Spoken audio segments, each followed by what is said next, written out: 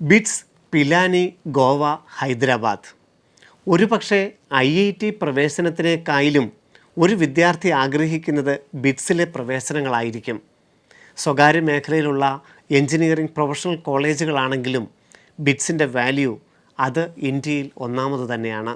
നാളിതുവരെയും engineering പ്രൊഫഷണൽസിന് മാത്രമാണ് ബിറ്റ്സിൻ്റെ ക്യാമ്പസിൽ പ്രവേശനമെങ്കിൽ, physics, chemistry, mathematics ആയിരുന്നു ഏറ്റവും അടിസ്ഥാന യോഗ്യതയെങ്കിൽ, മെഡിക്കൽ ആസ്പിരൻസിനും ഫിസിക്സ്, കെമിസ്ട്രി, ബയോളജി പഠിച്ചവർക്കും ബിറ്റ്സ്, പിലാനിയിലും ഗോവയിലുമൊക്കെ BS പ്രോഗ്രാമിനുള്ള സാധ്യതകളാണ് ഈ വർഷം. ഏറ്റവും പുതിയതായി ആരംഭിച്ച കോഴ്സുകളിലേക്ക് മെഡിക്കൽ വിദ്യാർത്ഥികൾക്കും അപേക്ഷിക്കാം.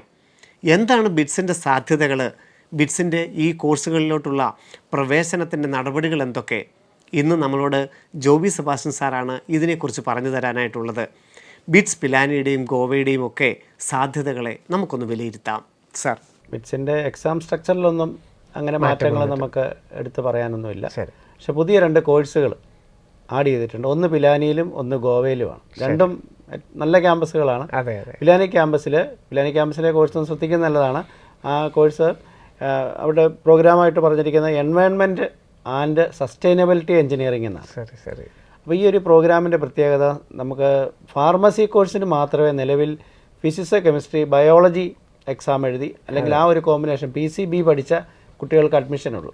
പക്ഷേ ഈ ഒരു എഞ്ചിനീയറിംഗ് പ്രോഗ്രാമിന് വേണമെങ്കിൽ PCBക്കാർക്കും അപ്ലൈ ചെയ്യാൻ പ്രവേശനമുണ്ട്. PCMന് ആണ് എല്ലാ എഞ്ചിനീയർ ബ്രാഞ്ചിലേക്ക് പോകണമെങ്കിൽ PCM വേണം. പക്ഷേ PCBക്ക് കൂടെ ഇവിടെ ഒരു ചാൻസ് കൊടുത്തിട്ടുണ്ട്. അപ്പോൾ ബയോളജി പഠിച്ചു എന്നതിൻ്റെ പേരിൽ ഈ ബിറ്റ്സിൽ എഞ്ചിനീയറിംഗ് അഡ്മിഷൻ ഇതുവരെ കിട്ടാതിരുന്നവർക്ക് ഒരു ചാൻസ് ആണ്. നീറ്റ് ആസ്പിരൻസിനൊക്കെ എത്രത്തോളം നല്ല വാർത്തയാണ്. ബിറ്റ്സിലെ പ്രോഗ്രാമാണ്. വേൾഡ് വൈഡ് ഇപ്പോൾ റെപ്യൂട്ടേഷൻ നല്ല ഉള്ള ഇൻസ്റ്റിറ്റ്യൂട്ടാണ്. അപ്പോൾ ഇത് ഈ ഒരു പ്രോഗ്രാം കഴിയുമ്പോൾ തീർച്ചയായിട്ടും നല്ലൊരു ഔട്ട്കം ഉണ്ടാവും.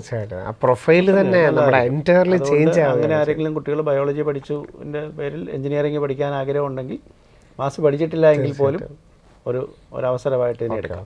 +1 +2 മാത്തമാറ്റിക്സ് വേണമെന്ന് അങ്ങനെ എന്തെങ്കിലും പറയുന്നില്ല. PCB ആണെങ്കിലും മതി. PCB ഓർ PCM ആ പറയും. അത് മതി. രണ്ടാമത്തെ പ്രോഗ്രാം അത് എഞ്ചിനീയറിംഗ് പ്രോഗ്രാം തന്നെയാണ്. ഗോവയിലാണ് ആരംഭിച്ചിരിക്കുന്നത്. അത് 2 കോർ ബ്രാഞ്ചുകളുടെ ഒരു കോമ്പിനേഷനാണ്. Electronics and computer. പുതിയ പ്രോഗ്രാമാണ്.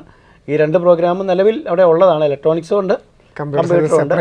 അതുകൊണ്ട് നമുക്ക് നല്ല ഒരു പുതിയൊരു പ്രോഗ്രാം ആണെങ്കിലും അതിനെക്കുറിച്ച് നമ്മൾ അറിയേണ്ട കാര്യമൊന്നുമില്ല.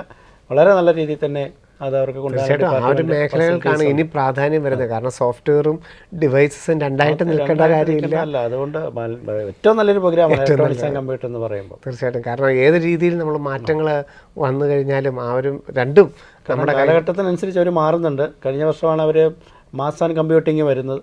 ഇപ്പോൾ ഇലക്ട്രോണിക്സ് ആൻഡ് കമ്പ്യൂട്ടർ വന്നു.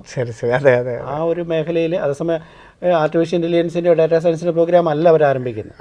ഇലക്ട്രോണിക്സ് ആൻഡ് കമ്മ്യൂണിക്കേഷനും രണ്ടുകൂടെ കമ്പ്യൂട്ടർ സയൻസോടെ ഇൻ്റഗ്രേറ്റ് ചെയ്യാൻ ചെയ്തിരിക്കുന്നത്. Brilliant Study Center, India's #1 coaching center for NEET and JEE.